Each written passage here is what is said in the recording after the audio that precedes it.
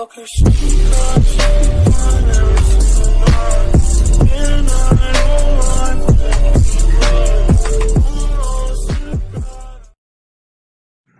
up sa inyo mga ka-Engbis? Welcome back to my channel. So magandang gabi ng mga ka-Engbis. Yung napapansin natin ngayon dito is puro sopot. So yung laman po nito is yung mga flower horn fry.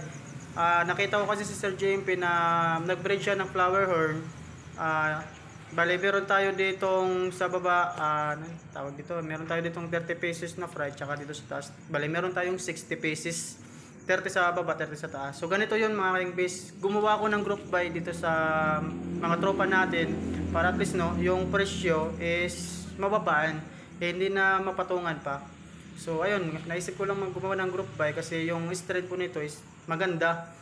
Ito po yung tawag dito, strain po nito is yung yellow genetic strain. So ayun mga ka-Engbis. Tapos doon naman ito yung bago kong sit up, pasilip ko lang sa inyo saglit. So ito yung bago kong sit up. Ngayon dito outdoor muna tayo, balik kulang pa ako ng mga aquarium, mga tangke. So ito pa lang yung napagawa kong mga tangke kasi wala pa tayong budget. So dito meron akong Slark strain na binili, grow out ito, full max din to, kaso nga lang masyadong din makikita dito eh. So kung napansin nyo, full mask yan, magandang klaseng strain to, drop cock siya. Pero kung napansin talaga, nakita ko kasi sa ano to eh, sa picture, malaki yung cock nito. So dito siguro sa biyahe kaya stress, kaya ayan, nawala yung cock niya dyan. So acclimate muna natin ng 20 minutes. So yung iba dito walang laman. Tsaka meron sa ating si Sir JMP, ayan, yung Thai silk, ayan, meron sa atin Frenebies sa akin yung Thai silk na ito. Kasi kinuha ko yung, yun na nga, yung grow out na yun, yung Slark strain. Tapos meron ako ditong, ano din, Thai silk. Bali, ang gender pa to, hindi pa malaman yung gender nito. Kung female ba o male. Tapos dito, yan, meron ako ditong Slark strain din. Malapit na rin ma-full max yun.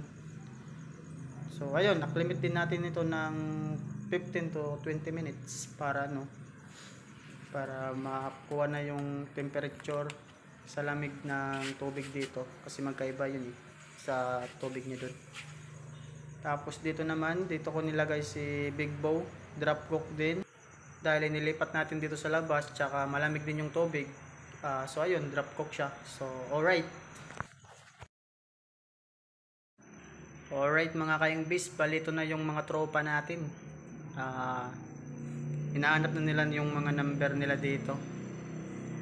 Kasi naka-numbering to eh, para yun, alam niyo yung mga ka-Engbis, hindi mag-agawan, hindi magpilian sa mga kung saan dito maganda, saan yung mas quality. Actually lahat to maganda, tsambahan na lang kung male or female.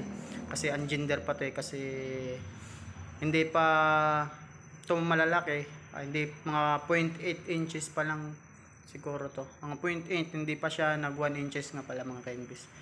So ito si Buddy, nahanap niya yung number niya dyan. Ayan, ito po yung size niya, maliliit pa siya pero ayos din, okay lang naman kasi condition ng condition talaga itong mga fry ni Sir. Ayun na nga nung mga ka-Engbis, umalis na yung mga tropa natin, dala yung mga flower horn nila, yung mga fry na flower horn. Kaso ito yung mga nakikita nyo dito, ito yung mga hindi pa nakuha kasi anong oras na, alas 9 na ng gabi, malalayo naman yung lugar nila, hindi na nila mapuntahan dito. Sabi nila sa akin is bukas na nila makukuha yan kasi gabi na nga. Bale yung ginawa ko, nilagay ko muna sa mga tangke kasi hindi naman pwede pabukasan na nakalagay pa sa supot, hindi yung makakapahinga, mamamatay yung flower horn, may stress.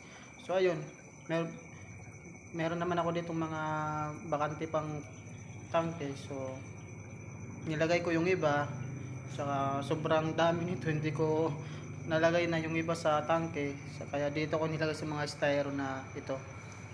So ayan na mga ka-Engbis, meron tong mga supot yan para alam nila na hindi ko pinalitan itong mga flower nila, wala naman sa isip ko yan. So ito si Big Bo. Trap cook pa eh. Makaka-recover din to eh. Mga iwan ko lang. So ayun no mga ka-imbis, pinatay ko na yung light dyan. Wala nang laman yun. Nandito na sa bagong setup natin, magulo pa.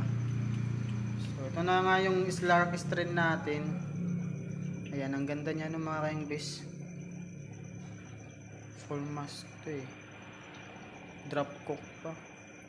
Pero malaki talaga yung cook nito mga ka-imbis. Hindi ko alam. Talaga sa stress siguro kaya yan. Nawala yung drop cook. Normal naman yun kasi biyahe, galing sa biyahe. So ito lang yung gamit kong air pump dito sa backyard ko kasi ayun na nga, wala tayong air compressor. Pero mas maganda rin to kasi malakas. So yun mga ka-imbis. Alright. Alright.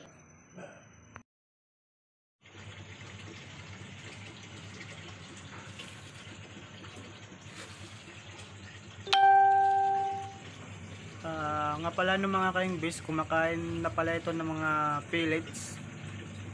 Yung pinapakain ko dito is yung Okeko Platinum. So ayun na mga ka-imbis, napansin nyo, pinakain nila. So mamaya maya lang, ubos na yan. Tapos ayun nga pala no, share ko lang sa inyo. Dito nga pala sa mga fry na to, meron tayo ditong ipaparaffle para lang dun sa mga kumuha ng flower horn, kumuha ng line ni Sir GMP. So magparaffle tayo dito, kukuha tayo dito ng mga fry para doon nga magpapalaro tayo ng raffle. So ayun, mamayang hindi ko alam kung kailan ako magpaparaffle kasi medyo meron pa akong ginagawa. So baka bukas or mamaya. So ito na yung mga size nila.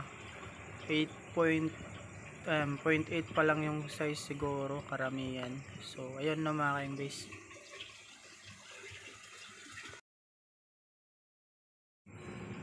Good morning sa inyo mga ka-imbis. So kagabi nga pala nagparapol na ako. Meron nang nanalo. So bali ngayon hihintayin ko lang na pipick upin nila itong mga prices nila dito. Ito yung mga flower na ito. So pipili lang sila dito. So ayun mga ka-imbis. Alright, ang tagal naman nila. 5 minuto na ako naghihintay dito sa backyard ko. Pero okay lang, chill lang tayo dito. So hintayin natin sila pumunta dito para kunin yung mga napanalunan nila. So ayun mga ka-imbis, okay na nga pala si Big Bo. Bumalik na nga yung cook niya, pero hindi pa totally na mas malaki pa to yung cook niya kasi hindi pa totally maganda yung cook niya dyan, pero okay lang yan. Shoutout nga pala kay Sir GMP. Maraming salamat po kay Sir GMP. Maraming salamat sa tiwala. Maraming salamat dun sa mga nanalo sa parapol natin. So maraming salamat sa inyo mga ka-imbis. So mga tropa natin. Tsaka dito talaga kay Sir GMP. Thank you nga pala sa tiwala. So gusto nyo bisitahin sa GMP, ayun, search nyo lang po ito, GMP Lines. Magaganda yung flower nyo dyan. So ayun mga ka-imbis, bye!